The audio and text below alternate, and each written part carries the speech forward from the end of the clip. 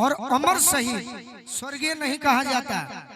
दीपक भैया, उन गायक को हम स्वर्गीय नहीं कह सकते क्योंकि उनका गीत अमर है। आप जो गीत गा रहे हैं, नहीं नहीं, आपको ही गाना है, बस मैं आपके स्वागत में खड़ा हो गया हूँ। और आप जो गीत गाए इसलिए रौरा तनी मनी हट जाती तो ठीक रही। हाँ,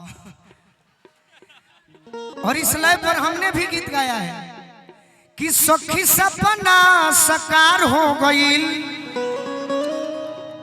अरे हमारा जिंदगी में बहार हो गई। अरे कोई राम जी विचार, अरे रहे जे करे से प्यार, उहे अरवे भातार हो गई। कोई राम जी विचार, रहे जे करे से प्यार। भाई भाई ठीक बा। अरे बनल गाँव के बिगड़ल छौड़ी, से हमरा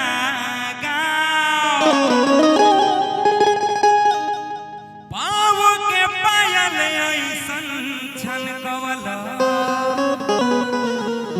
कि गह गह करे हमरा कि दर्द दिल के बढ़ा के गइल, कि दर्द दिल के बढ़ा के गइल। आइल हृदय में ऊ 4 दिन खातिर बाकिर हलवा मचा के गइल। आइल हृदय में ऊ 4 दिन खातिर बाकिर हलवा मचा।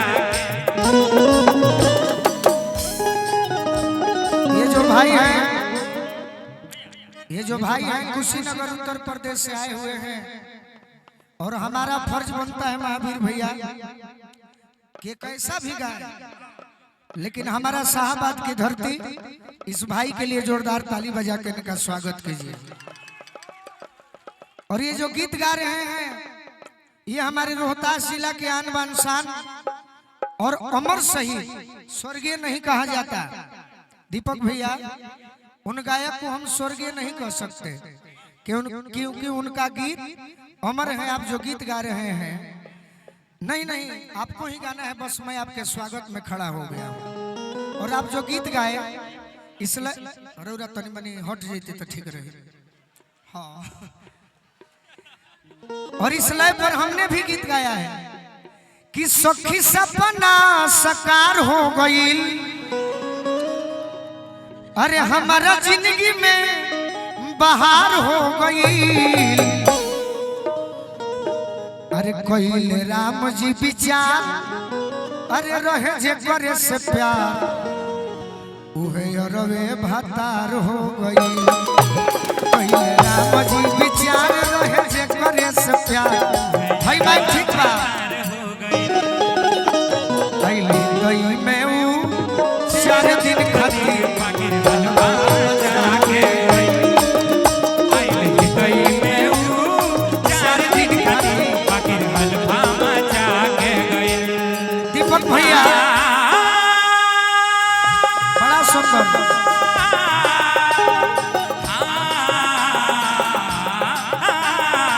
अरे हमें और गीत मारी, जिंदगी तो बेखुदी सिखलाती ना ना ना ना, सिखलाती है, सिखलाती है, यही सिखलाती है। जानते हैं क्या? सुन लीजिए मेरा भी प्लीज। जाम से पीता हूँ उतर जाती है, जाम से पीता हूँ उतर जाती है, उतर जाती है, उतर जाती है, उतर जाती है, उतर जाती है। जिंदगी यही सिखलाती है कि पीता हूँ तो उतर जाती है, लेकिन एक और बात सिखाती है। अरे जे करे से लोभ भइलू, ओ करे से परेशानी बा। अरे जे करे से लोभ भइलू, ओ करे से परेशानी बा।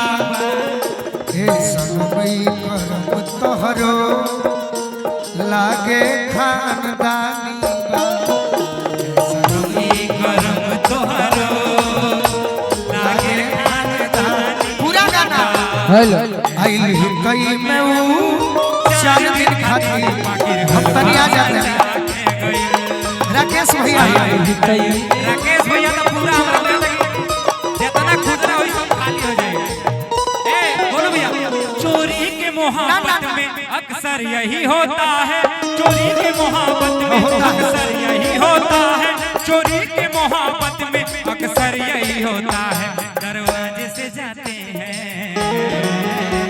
दरवाजे से जाते हैं, खिड़की से निकलते हैं, मोहब्बत के जज्बात में चलते हैं, दोनों मोहब्बत के जज्बात। लेकिन वो गीत जरूर गाइए।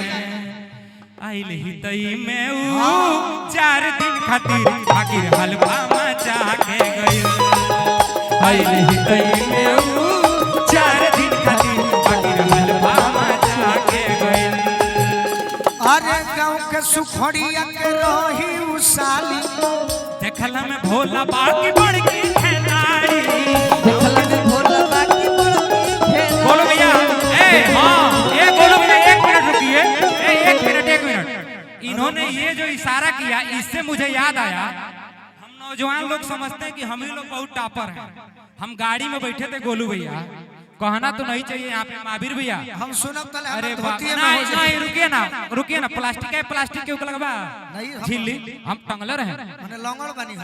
ए ई कहतनी कि गोलू भैया, हम गाड़ी में बैठल नहीं देखनी एक जनी बाबा, ताली के आवाज आइल सुरती के, हम देखनी बाबा बैठलहु रहले हैं, करतो रहले हैं। अरे गांव के सुखड़िया के रहे उ साली, देखला में भोला बाकी बड़की खेनारी, गांव के सुखड़िया के रहे उ साली, देखला में भोला बाकी बड़की खेनारी, कि रस यही सन जुआ के गई, कि रस यही सन जुआ के गई। बोलो फेरा में जे भी पड़ल बोलो के चूना लगा के गई। बोलो भैया, बोलो आइए ना उसी धुन पे आइए या चले बोलो लाही आइल ही गई में ऊ 4 दिन खातिर बाकी हलफा मचा के आइल ही गई में ऊ 4 दिन खातिर बाकी हलफा प्रीति तराना। लेकिन मैं क्या बताऊं, अब हाल दूसरा है। हेलो मैं क्या बताऊं, अब हाल दूसरा है। भैया, थोड़ा सा हम आप सभी लोगों से आग्रह करेंगे कि हमारे करगर प्रखंड की एकलौती कलाकारा है प्रीति और तराना। हमारे परिवार की बेटी है, बहन है। वो अपने करगर प्रखंड की आन बान शान है। रितेश पांडे के बाद में दूसरी कोई शान करगर प्रखंड में उभर के आई है। वो हम हमारे चाहते परिवार की हैं बेटी है। कि नौका प्रखंड में एक बार उसका परफॉर्मेंस हो जाए। बिल्कुल बिल्कुल, बहुत सारे कलाकार हैं, सबको मौका मिलना चाहिए। लीजिए माइक लीजिए, कोई बात नहीं, चुप